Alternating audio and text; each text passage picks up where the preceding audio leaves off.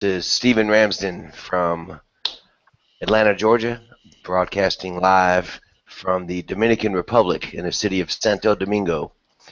It is a small island east of Cuba in the Caribbean. It's about half the size of New Zealand, and it is nighttime here, and the sky looks lovely behind me. I'm at the balcony of a hotel here, and what I'm doing here now is celebrating International Sunday, which is a big event we host every year to try to get people to go out and share astronomy, share their love of astronomy, and take the solar telescope if you have one, take some glasses, take a picture of the sun, anything you want to do to go out and make the layman or anybody else more interested in the sun. The sun is the most important thing in the universe to our daily survival. And yet, in my home country, United States, 1 in 4 people don't even realize we orbit the sun. And no one can probably tell you what the sun is made of or how it works. And we all hear these stats on Facebook and social media, and we hear how people don't know much about science anymore.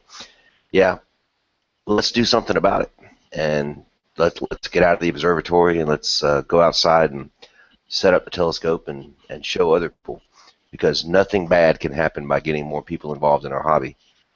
I would probably say that if I go to the local Walmart or a big retail store where I live in Atlanta and ask every person in the store, what's the sun made of? How does it work? I will get 0 correct answers, and that's always been something that's bothered me, because no one pays attention to nature anymore. No one looks around and sees anything. It's all cell phones. Let's look at the cell phone. Let's look at Facebook. Well, there's a lot more to life than that. And by getting a young student, especially 10 to 15 years old, getting them to an eyepiece of a telescope does exactly the same thing that it did for all of us when we were young.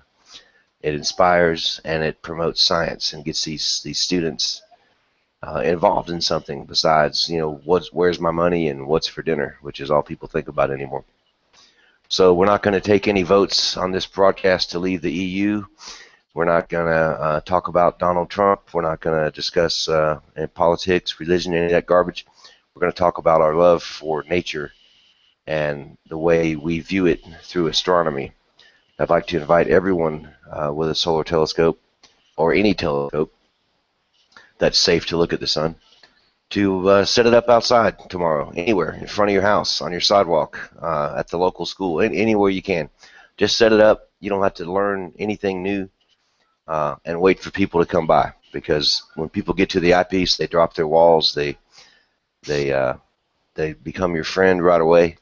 And when they look in the eyepiece, you always get the same wow expression. It's fantastic, and you might be changing someone's life by exposing them to science. So that's what International Sunday is all about. It's to get people outside, to meet each other, to talk about the sun, and share science. So we're doing it this year from the Dominican Republic with the Astronomy Society of Dominica, which is hosted by Rafael Colon Romano, who may be watching now. Last year we were in Costa Rica with Marcy and Abby Malavesi, and the year before that we were in Australia, in Home Hill, in North Queensland with Rob Black. And our program, Charlie Bates Solar Astronomy Project, is currently active in 27 countries around the world with equipment that we've donated and directors that facilitate the program in these other countries. So I try to visit as many as I can to bring new equipment and to motivate these people. So I'd like to join you. If you've never heard of our program, I'd love for you to get on our Facebook page, Charlie Bates Solar Astronomy Project, or visit our website at solarastronomy.org, and come join us, because there's nothing more fun in this hobby than introducing new people to it and watching them learn. And I appreciate the invite, Paul, and I'm glad to be here on the Global Star Party. So what's everybody else got going on? Well, it's horrible, cloudy, and wet in New Zealand. Hey, there you go. There's a sun from a couple of days El ago, Sol, anyway. as they say. El Sol Rojos, as they say here in the Dominican. Yes, everyone should be Fantastic. imaging the sun and not worrying about that sissy nighttime stuff. Well, nighttime astronomers are okay too, as long as they don't lock themselves in their observatory and never share it with anyone else. Getting an APOD or getting published in a magazine is cool and all that, but that's the entry level stuff. And when you start exposing young people, especially people that have never even heard of a telescope or looked through one before, for me, that's where the culmination of the hobby is. Paul Stewart is an excellent solar imager, and I look at your images every time you publish them. They're always fantastic, and you have a great eye for it. And you also share it with other people through this broadcast. This is a fantastic outreach broadcast. And to me, sharing what you love with other people is a fantastic way to spend your time. Yeah, there's not much point taking images and just locking them up in a photo album somewhere. You've got to get them out there. Well, we'll switch over to Elliot. Elliot seems to have some nighttime stuff going on there. What are you up to, Elliot? Right now, what I'm doing is just aligning the telescope right now for guiding.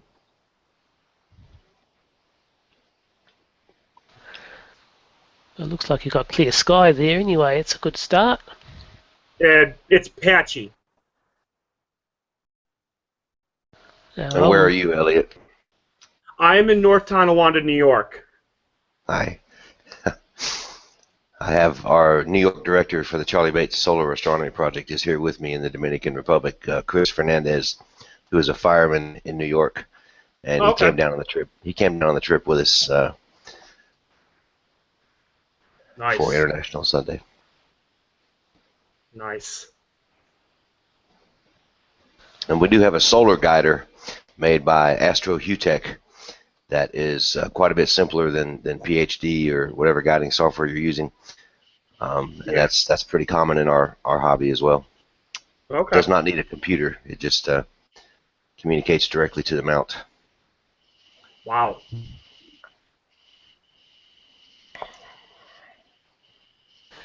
Well, we'll let Elliot sit up and get some images going. Yep. Cross over to the other Stephen in the broadcast, Stephen Rahn. What have you been up to?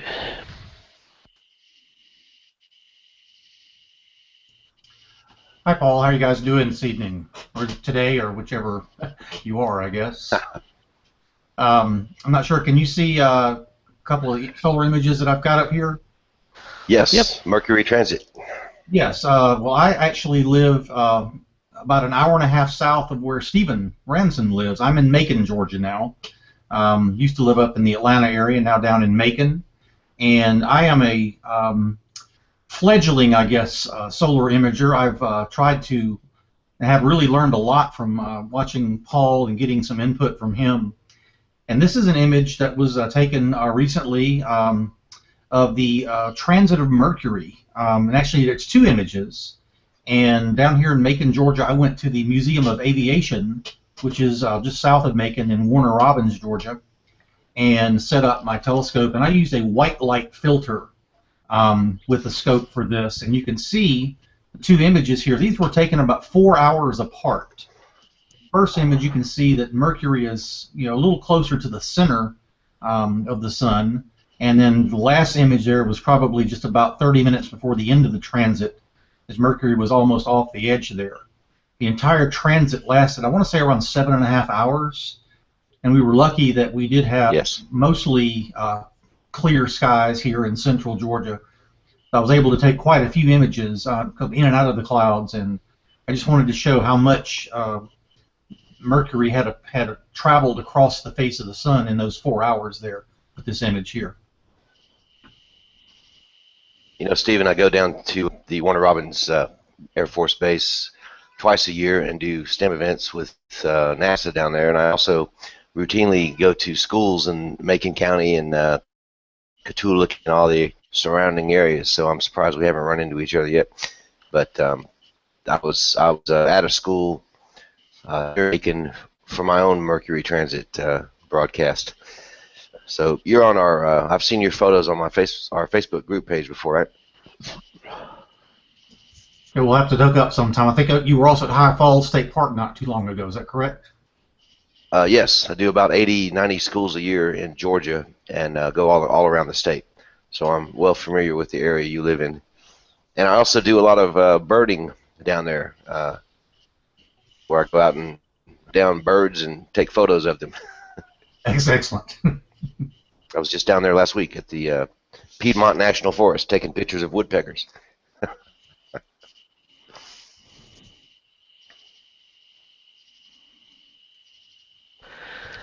Who else we got on? Daniel, are you there, Daniel? What are you up to?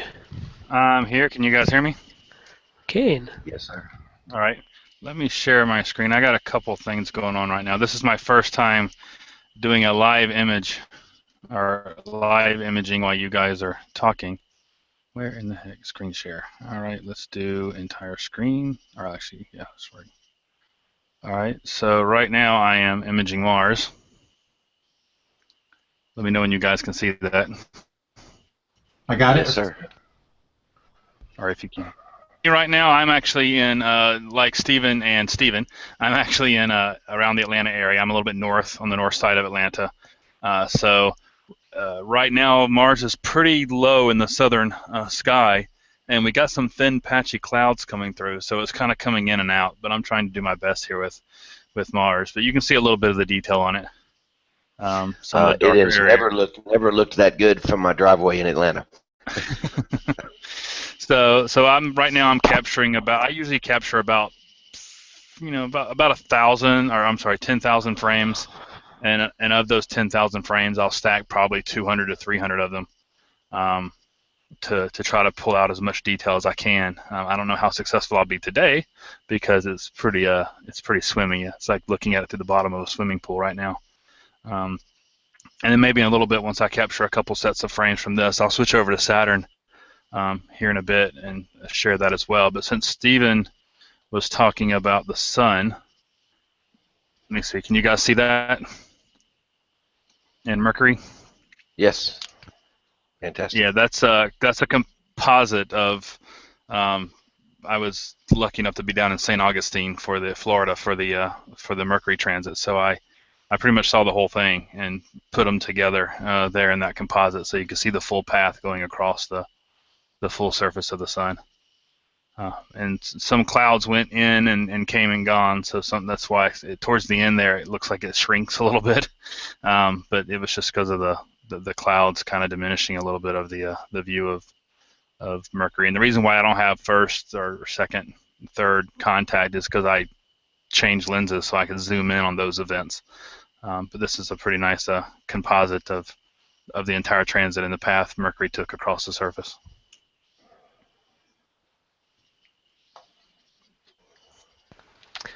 Excellent. Yeah, that's what I have for now. So I'll go back to Mars. I'll stop sharing here in a second, and then maybe the next time you go around, come back to me, and I'll have Saturn. Perfect. And here's a remembrance shot of the Venus transit that we all remember, to show you how much larger Venus was from our point of view than Mars. Mars transit was a difficult thing for people to see. You could not see it with glasses Mercury? at all. Yeah, the Mercury transit was difficult to see because you could not see it with the solar glasses unless you had super duper eyesight. But it was still a fantastic event, and we shared that with a bunch of high school students. It was a lot of fun. You know, it's funny because there was no press coverage whatsoever in the media concerning this, and you know, there's so many things that happen, so many fantastically wonderful things that happen that can't beat Donald Trump or somebody twerking or something on the news media here in the States. That bothers me a lot too. There's another image of the sun in H alpha. Very easy to take this stuff. Anybody who does it tell you that it takes about 3 minutes to get these images. This is showing some active regions and sunspots and filaments. Paul Stewart's the solar imaging expert here, but I do a little bit of it also. The students actually press the buttons and take all the photos, and I just process them in Photoshop later. And this is a calcium K image of the sun, showing some sunspots that are not there now because we're going through kind of a blank period on the sun right now. There's some other images. Let's see. Good old AR 2492. Actually, this is not AR 2492. Sorry. This sunspot group reminded me of the Big Dipper when I saw it. Yeah. I thought that was pretty cool. And there's a way over processed image of some prominences coming off the sun. Some more. The good old inverted solar disk image. So when you get a crappy image with a lot of noise in it, if you just invert it, it all of a sudden turns into a fantastic image. And another solar image. This hobby is so easy to do that it's, I really encourage, especially established astronomers that already have all the equipment. It takes about 3 minutes start to finish to make a world-class solar image. And after 3 minutes, the more you work on it, the worse it gets usually. So. Yeah, it's a lot warmer than sitting around all night in the cold. Yeah. No, I love. It ain't very all cold in Atlanta right now. I'll tell you that for sure. No. It's probably 90 degrees outside. You'd feel like you were in the Arctic compared to here. Let me tell you. I imagine I do. But I'm sitting out here sweating, and it's dark. Yeah. It's still 92 degrees here, and it's 100% humidity. But this place is really nice. It's much cleaner and more, let's say, Western friendly than the other South American or Central American countries that I've been to in the last couple of years. It's very clean, and the hotel's very nice. But when you get about 5 miles outside of town, you are in the jungle. That's for sure.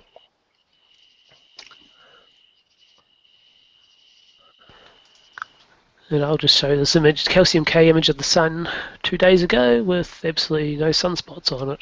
Yes. Wow. Nice, boring sun.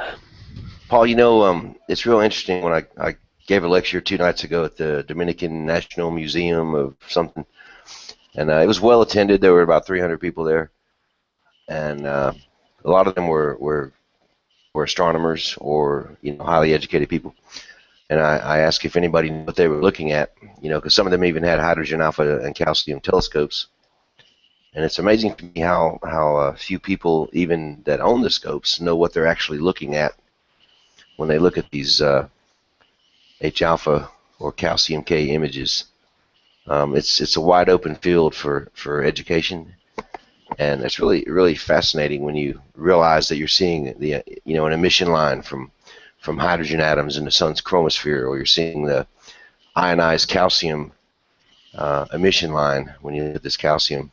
I've heard countless people at outreach events give the wrong explanation of this and just say it's a colored filter, or you're looking at the red light from the sun. It's a good idea to be able to explain it when people are looking. Don't agree?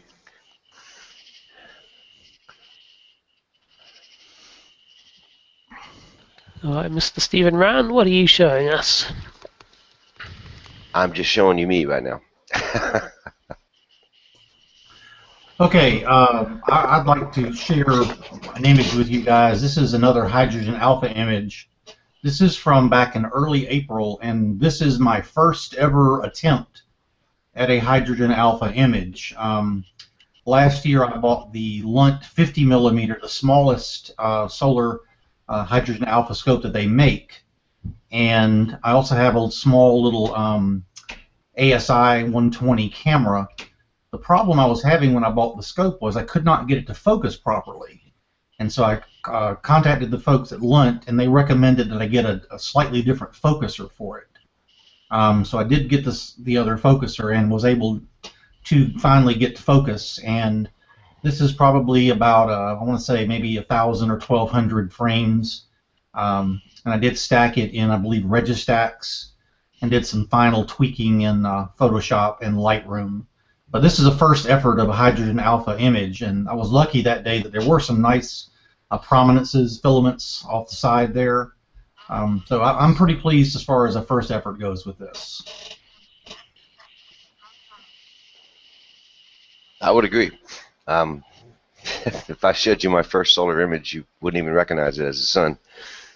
But back when we started this out in the early 2000s, was doing it. There were no cameras. There's still no cameras designed for solar astronomy. There were hardly any telescopes available. People were using security cameras or DSLRs to try to do this. And in the last 10 years, this hobby has really exploded and pretty much become the fastest growing portion of this hobby. There's still not a single company on Earth that makes a solar imaging package for some reason. There's no Mac-based applications available anymore for doing this.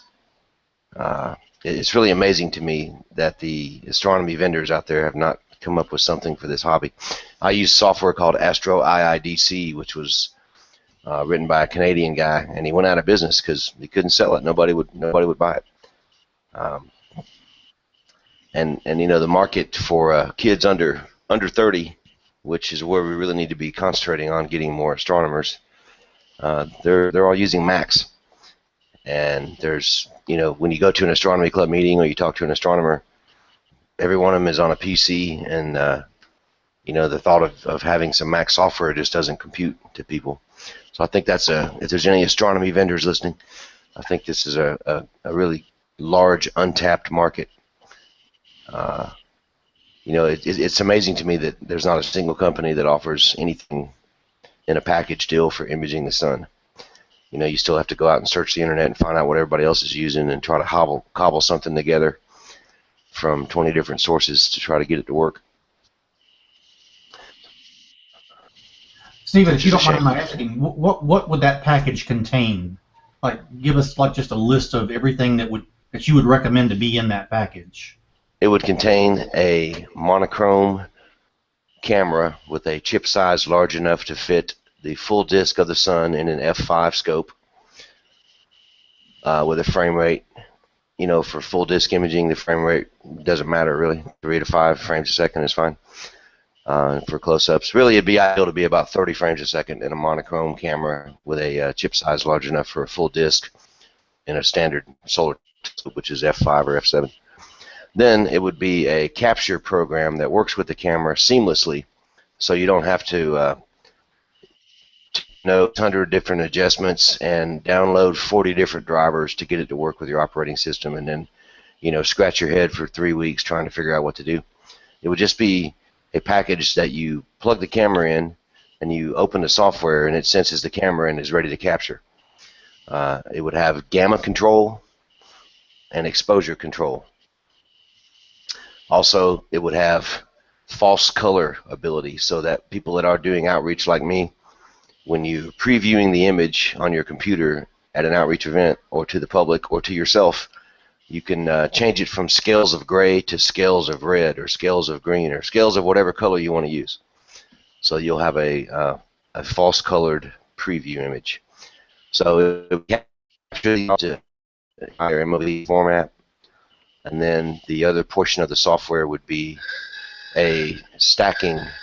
That's my phone. Sorry. The other portion of the software would be a stacking routine that just stacks. You don't have 800 adjustments. It stacks the image, gives you a finished TIFF, and then you open that in your choice of processing software. So if that package existed and was aimed and marketed at solar astronomy, I feel certain it would be successful. It's just that, especially in the U.S., by the way, every one of those features is in Astro IDC and was available for $99 on a Mac, but nobody would buy it, so the guy went out of business. And I actually bought the rights to the software after he went out of business, and that's what I used in the astronomy outreach program. But the fact that no vendor, not even the solar telescope vendors, have really seen this opportunity is just indicative of the fact that the astronomy hobby in the U.S. is mostly over 50 people with enough money to buy these things. And it would be very beneficial to our society if the astronomy hobby were like it is in the rest of the world, where most of the people are 30 and dying for something to use. because when you go out of the U.S. and you go to the Europe or the Middle East or South America, these astronomy clubs are full of students. There might be a couple guys that are older, but they're full of male and female students in their 20s, and they love astronomy. They can't wait to get out to the meetings. Every one of them shows up to every meeting and works every time. But when you go back in the U.S., there's just this disconnect with the young people, and you go to an astronomy club meeting, and if you see 2 or 3 people under 40, then something's crazy.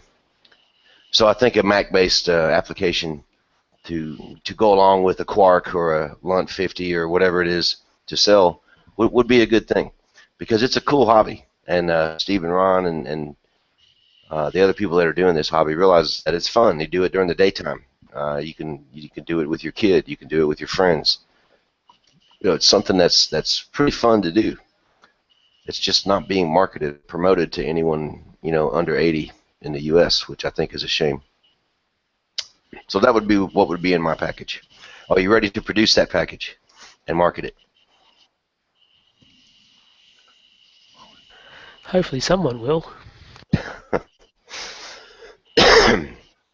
Well, we've had a couple of close calls where a large American company was ready to market a camera based on my specifications, and it was going to be marketed as a solar astronomy package, but it fell through at the last minute because another vendor from China began to sell the same camera at less than their cost for the camera, so there's no way they could have competed with it.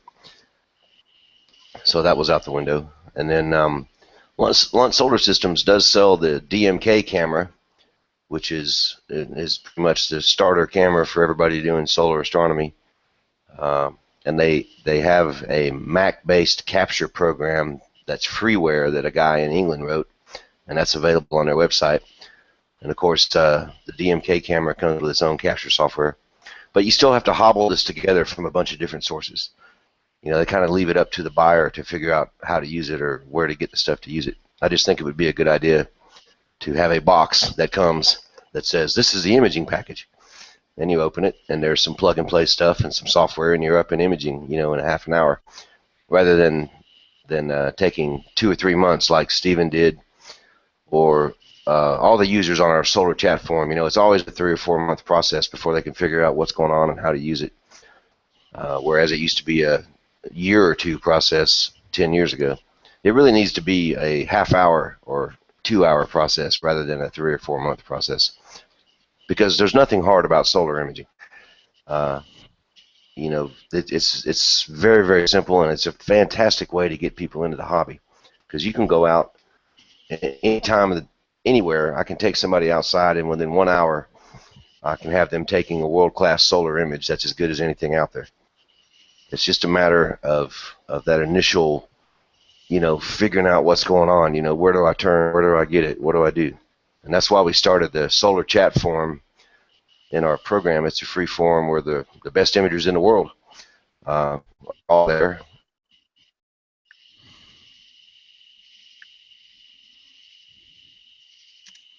The world, and it's been a very successful forum. But like I say, it still has not caught on anywhere with retailers or vendors that this solar astronomy is very popular. It just does not compute for some reason. Who else has got some input on that? Yeah, it does take a long time to sort all these cameras and scopes and things out to make them work properly. Well, Paul, how long does it take you to turn on your stuff and capture a solar image? 10 minutes. 10 minutes. And you're one of the best imagers out there. It takes me, I roll over the girl, in 10 minutes I'm capturing images. It's not a 40-hour ordeal. And these nighttime images are beautiful, man, and they're awesome. But you've got to put in several hours to get a good deep sky image, if not several weeks. And that's daunting to somebody that's getting into the hobby. They go to these astronomy club meetings and they see these beautiful images and they want to take them, and then they find out, well, it's going to take you about a year to figure out how to use all this stuff, and it's going to take you, at least 5 or 6 nights of gathering data to get an image online with Damian Peach or Paul Tankersley or these other guys out there doing it. And that's something that people just are scared away from. Whereas solar astronomy, I can walk you outside now, give you a 10-minute, 20-minute lesson, and you could be taking world-class images in no time. So I think it's a great gateway into science for people. Hey guys, I don't mean to interrupt the conversation, but if I can switch over and share my view real fast, I want to show you Saturn because I'm about to get clouded out in that part of the sky. It's all yours. Reflected sunlight. Here we come. Yeah. So there you go. Let me know if you can see it or not. Mm-hmm. Yep. So it's still wobbling a little bit like a out of balance record due to the atmospheric conditions, but you can make out the Cassini division there. So tell us what your equipment is here, Daniel, if you don't mind. Yeah, so what I'm using is I have a 8-inch Celestron Schmidt-Cassegrain telescope. It's on an Orion Atlas mount, and the camera I'm using is a CCD camera. It's a QHY5L color camera. It's a camera that you can have for about $250, and I have that connected to a Barlow lens, which magnifies, which doubles the magnification of the optical system directly into the scope. So this isn't eyepiece projection or anything like that. It's basically raw photons being a little bit magnified by the Barlow lens going right into the CCD chip on the camera. And that camera plugs into my laptop, which uses any number of software, but this Sharp Cap I kind of like the best, and it has some of the controls Stephen was just talking about. You can see over there on the side gamma and contrast and exposure settings and everything there. So pretty good granular control, and it's free software. So really, besides buying the telescope and buying the camera, all the software that I use is free. So what I do is I take these images, or I take a video like an AVI. I dump that into PIP, which is PIPP, stands for Planetary Imaging Processing something. I can never remember what the other P stands for, which is free. And basically what that does is that creates another AVI that centers the object. You can see right now, seeing just got really bad there for a second. Yeah, the clouds are starting to hit it. PIP basically centers the object in each frame and creates a new video with it centered in the frame, which is really cool because I've actually done some experiments where using that software on a scope that doesn't track and just letting Saturn or Moon or Mars or Jupiter drift through the field of view and get a video of it drifting through the field of view. And as long as you don't let it get too close to the side, PIP will still grab it and put it in the center as if your telescope was tracking it. And that creates another AVI that you can throw into whatever stacking software you want to use. I usually use AutoStacker, which is a software out of Germany. It's free. It's a little bit simpler to use, kind of like Stephen was saying. Basically, you load the video, you select a couple options and tell it to go, and it creates an image for you. Not too complicated, like Registax gives you a lot of control, but it's a lot complicated for someone to use. AutoStacker, you just click a couple buttons and it stacks it. And it does a decent enough job. I mean, if you wanted to do world-class images like Damian Peach or some of the others, I would definitely use something else besides AutoStacker. But since my optical system and my atmosphere isn't as good as theirs, I don't really see the need to put that much effort into making an image that's only slightly better than what AutoStacker can do. And that's free software as well. And then I dump it into Photoshop or Lightroom just to do some minor tweaking in post-processing. So Photoshop or Lightroom is the only software that I really use that I have to pay for. But there are plenty of other free options out there that you could use, like GIMP, to do some post-processing software. So that's basically the setup. But again, all that's done on a Windows computer because some of these applications aren't for Macs. Yeah, that's a really good view, man. Yeah. Daniel, that camera that you have, could it also be used as an auto guide, or does it have a port for that? Yeah, it's actually sold to be an auto guider, and they say one of the features of it is it can also do planetary images. I've also seen people have some success with some of the. Oh, I don't know what happened there. Just lost something. PIP finished processing my Mars image. So I did have seen people do like the Ring Nebula and some of the brighter deep sky objects, but I haven't tried that yet. So But yeah, it's basically an auto guider, which for those on the call that might not know what that is, you have a smaller scope set up on top of your bigger scope, and you have a camera in it that monitors one star while you're imaging and controls your mount. So it will see that star, and if that star starts to drift to the neighboring pixels to a certain degree, it will tell your scope, hey, the star is drifting. You need to adjust how you're tracking to keep the star on that pixel or on that set of pixels, and it gives you more accurate, tracking so that you can take longer exposures. But yeah, Stephen, that can be used for one of the reasons why I got it was because of its dual purpose. Very, very good. And I'm actually stacking, or in the process of starting to stack my my images that I just took of Mars. So if you want a quick demo of how AutoStacker works, I've already run this through pip. So let me dig to where it is. Basically, just select the video. Yeah, this one right here. That's my Mars video I took earlier.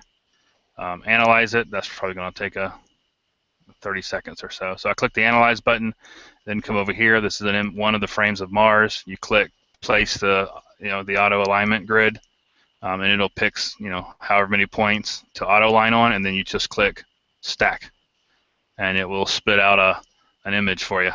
So you guys can wait and watch this pot boil, or you can switch over to somebody else, and I'll show you the stacked image here in a second whenever it gets done. It'll take a couple minutes to finally process through the whole thing. So if you want to come back to me in a few minutes, I'll maybe have a somewhat decent image of Mars to show you guys. Perfect. While that's happening, we'll switch to Elliot and see what he's managed to drag up for us.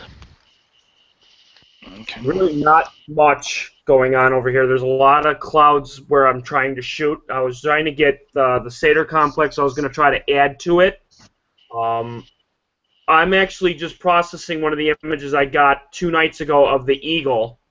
Actually just trying to add darks and whatnot. I haven't had a chance to get it done. But let me pull up here of one of the images I got. Here, I'll pull it up. Just give me 1 second here. Because I extracted the red channel off of it, and I'll share the one here. Okay, and then bring it down here.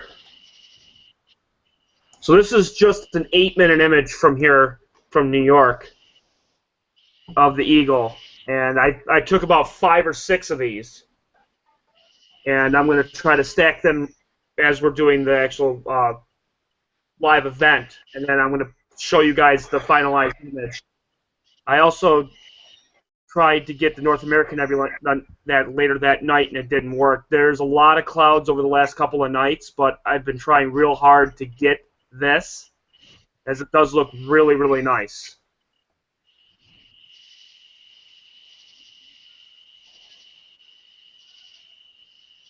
Yeah, you can definitely see the pillars of creation there. What scope and camera are you using, Elliot? This camera is a QHY9C, and I put it on the William Optics 80mm Zenith Star apochromatic refractor, and it sits on a CG5 Advanced GT mount.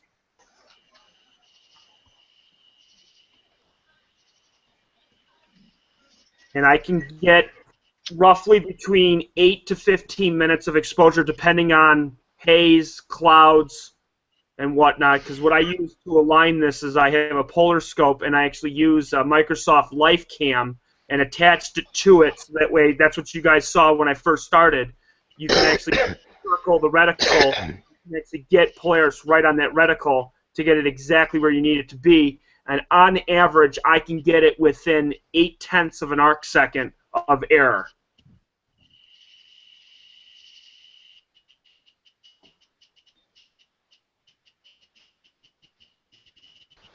Perfect.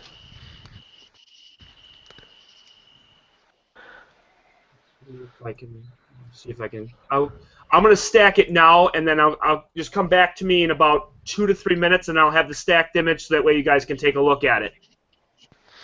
Okay. Looks like Stephen's showing us a nice little tornado on the sun there.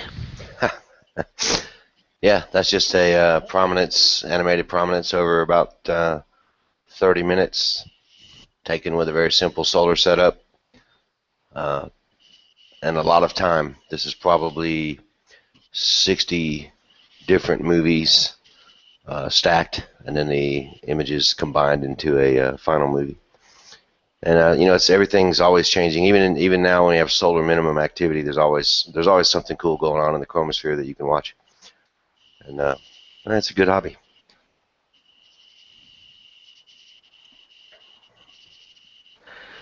It is. I see it looks like there's a new active region coming over the limb now, so that should give us something to image anyway. I hope so. It could have came a couple days earlier for my taste. We looked today, and the white light view was just complete white. It's still beautiful to me, but people, for the first time, they're a lot more impressed when there's a big sunspot or something, or a large prominence. And right now, it's fairly quiet compared to the last 2 years, but it's still awesome. It's an 880,000 mile wide ball of hydrogen plasma, which is still cool to look at.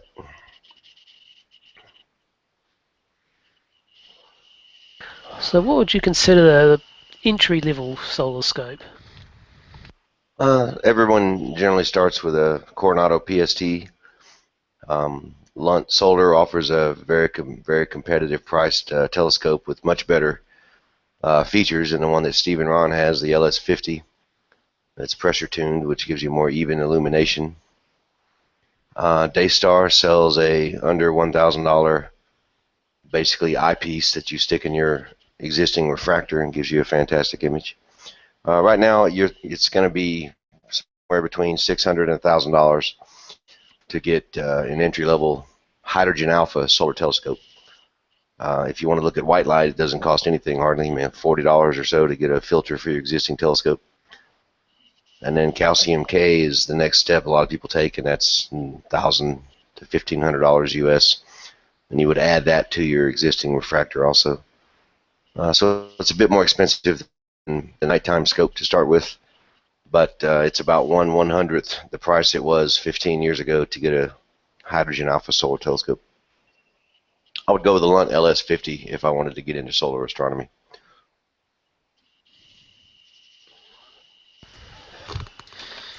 Yep, the lump products certainly are great scopes. Of course, they're a lot less expensive here in the United States than they are internationally because of all these stupid taxes and import fees everybody wants to hoist on everything. Every time we send a scope abroad, it's the cost of the scope itself is the least amount that we have to spend. The shipping is usually more than the scope, and then the taxes when it gets there, because of some crazy politicians, they add some kind of import tax to it. So a $700 Lunt LS50 shipped to Kosovo ends up costing the charity about $4,000 in taxes and shipping. So I would be a big fan of eliminating all these crazy import taxes, man, just to spread the hobby more. Yep, governments certainly know how to charge. Well, it's ridiculous. It's not even rational. So if they were charging a reasonable amount for an import, 10 or 15%, that's one thing. But most of these South American countries charge 200 to 300% of the value. They charge whatever they can get away with, and of course we have to pay that because these people don't have any money. I mean, there's no way I could send it to them if they had to pay the taxes. But that's another topic. Okay, we'll switch over to Stephen number 2. What are you showing us? Okay, this is actually, this image has a couple of things in it that are showing some reflected sunlight. The most prominent feature, there we go. Yeah, the most prominent feature there, kind of just below center, the streak-looking thing, that is the International Space Station. This was taken back on May 27th, down here just outside of Macon, Georgia. And this is a 20-second exposure showing how far across the sky the space station travels in those 20 seconds. And the little fuzzy patch just above to the right of where the space station is, that's actually the beehive cluster there. But the other interesting thing that's in the image, the other reflected sunlight, is at the top of the image. And just as a total lucky capture, I also caught an iridium flare. Iridium satellites orbit the Earth, and every so often their solar panels are aligned so that they reflect sunlight to a certain point on the Earth. So during my 20-second exposure of the International Space Station, I got lucky, and for about a second or second and a half, caught that iridium flare at the top as well. So that's just a completely lucky shot there.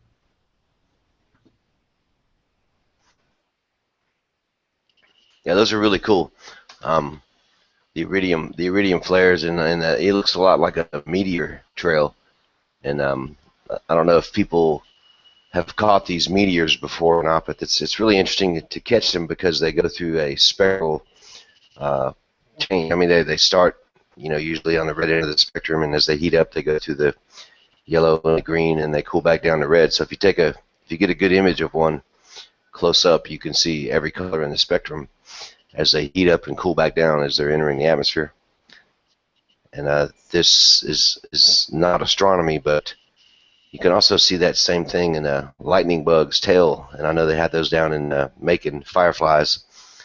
When they, if you do a long exposure, like a series of 20-second exposures, just pointed at a dark forest, you'll get some fireflies going through there that do the same thing, and they look just like a meteor trail when you take the image, because they warm up and go through all the colors and then go back down. And of course, the sun is emitting every color of visible light all the time, and spectroscopy can reveal these things to you and teach you more about where color comes from on the Earth. Because I guarantee you, if you ask people, why is your shirt red, you're not going to get a correct answer. Well, it's just red because it's red. Who cares? Yeah. Well, we try to get people to understand, these colors are these colors because the color comes from the sun, and the chemical components of whatever you're wearing reflect certain wavelengths, and that's why they're red. So that's a tough sell to a school. Spectroscopy is a big part of what we do. But if you just take a spectroscope to a school, you're not going to get a whole lot of takers. But if you combine it with a solar telescope, it all kind of starts clicking together for these people.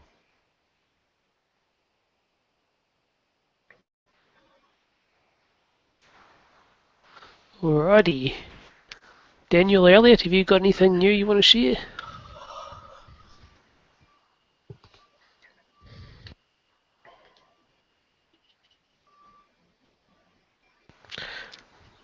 Okay, we'll try this. Yeah, then. I can. I'm kind of think I'm in and out, but let me just do that. Yep. Sure can. Yeah, it looks like a big cloud of hydrogen. That's just yeah. So it's just a quick image of Mars that I just took while you guys were talking and processed. Oh, I was looking at the wrong thing. I'm sorry. So you can definitely see some surface detail on here. Not as clear as I was hoping, but the clouds are kind of thin and going through. But nice and decent image, some nice surface detail.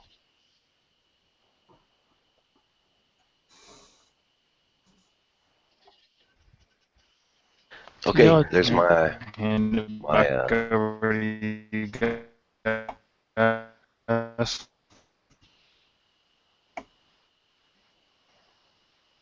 that's my alarm that it's time for me to go to sleep. And I appreciate the invitation and enjoyed the show, and thank you for allowing me to be on. thank you for coming on.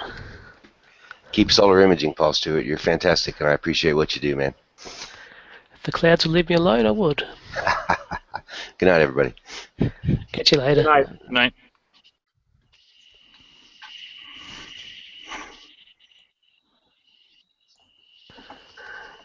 Righty. How about you, Elliot? What have you got for us? Well, I finished stacking the Eagle one that I got from Tuesday night. All this was just 3 8-minute exposures and I used the darks, the flats, and the biases and everything, and I just extracted the red channel, so because it was shot in hydrogen alpha, and I just stacked it, and it was only 24 minutes, but it's really not bad, as it does give you a wide field, field of view. I'm waiting for it to get a little bit higher, so then that way I can shoot it a little bit more tonight. The clouds are still on the northern side, so I'm just waiting just a little bit so I can get some more exposure on this one.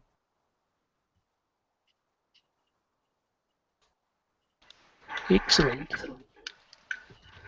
I see you've been doing quite a few videos on processing on your channel. Yes, I have. I've done the starless image on a hydrogen alpha, and adding it with an RGB image. I have done, using different techniques, using the Carboni tools, also using the gradient exterminator, and then also using the Hasta La Vista green on deep sky imaging. Excellent. And I'll put a link to everyone's profiles on the event page so you know where everyone is and how to follow them and look at all the goodness they can do. Thank you. I appreciate it. Got anything else you'd like to share, Stephen?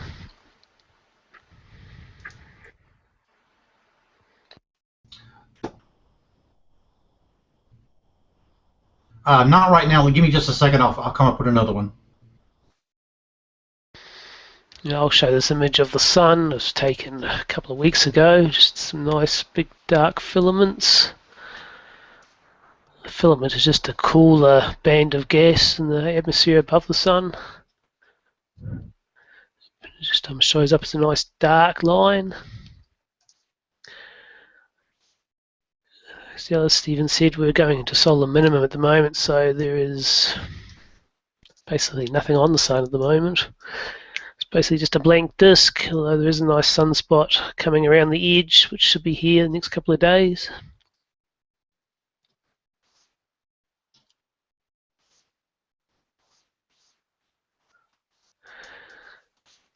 And don't forget tomorrow, or today our time, but tomorrow for the American lot is International Sun Day. You should be going out and looking at the sun in all its brilliance. Hopefully I might even throw a few filaments and prominences as the new sunspot comes around the bend.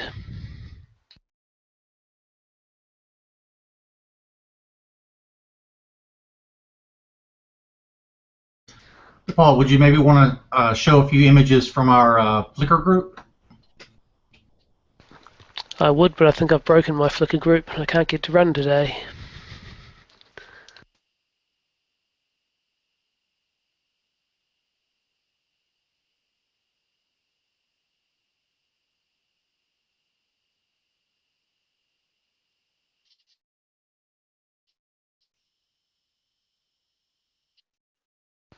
But I'll show this. This is from last year. The International Space Station as it shot across above me. Oh, wow. Sort of moves rather fast, so it's a bit tricky to track, but I managed to track it for a while and took some images. That's gorgeous.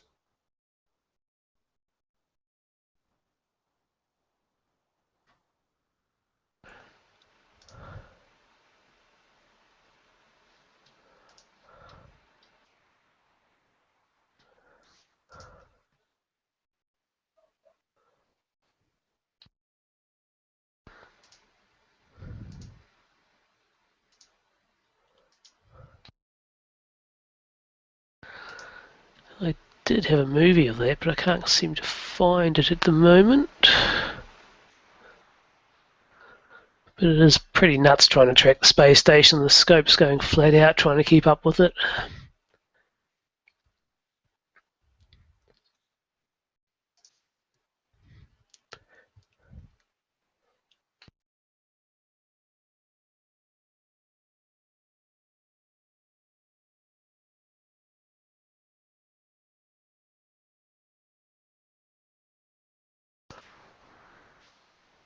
And here's Mars from last week,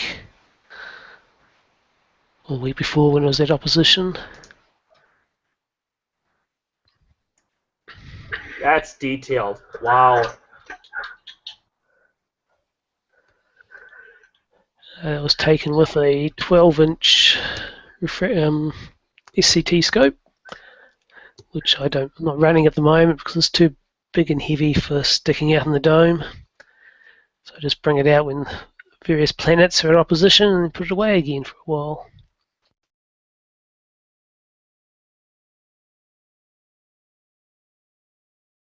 You managed to find something to show us, Stephen?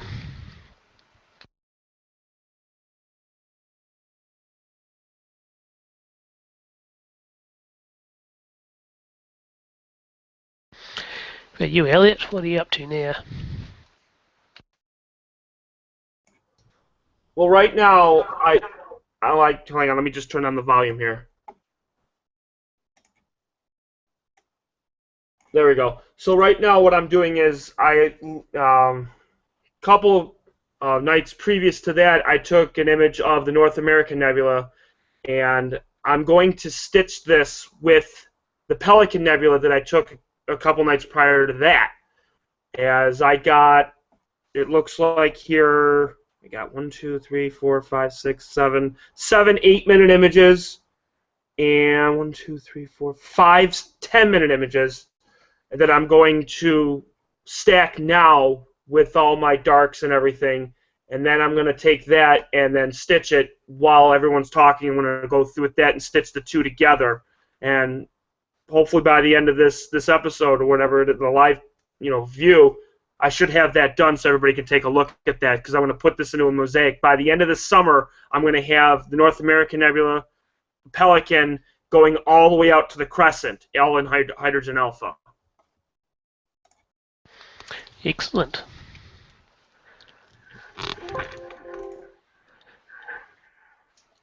It looks like Stephen managed our to... Flickr page. Yeah, works for you. It doesn't work for me. So if anybody out there is an amateur astronomer and is a member of Flickr, which is a free way to share your images through social media, we have a group called the Global Star Party, and we've got astronomers from literally all over the world sharing their images in our group, and I'm just going to kind of scroll through a few here. And we're running close to the end of time here, but you can see quite a few solar images. Paul's contributed quite a few. We've got some deep sky images, some nice landscape type images as well. Just again, from all over the world, we've got people posting their images, star trail images. You can see there some more planetary, some really detailed lunar shots. So please, if any of you out there would like to share your images, again, go to Flickr and do a search for the Global Star Party, and you can join our group and begin submitting your images.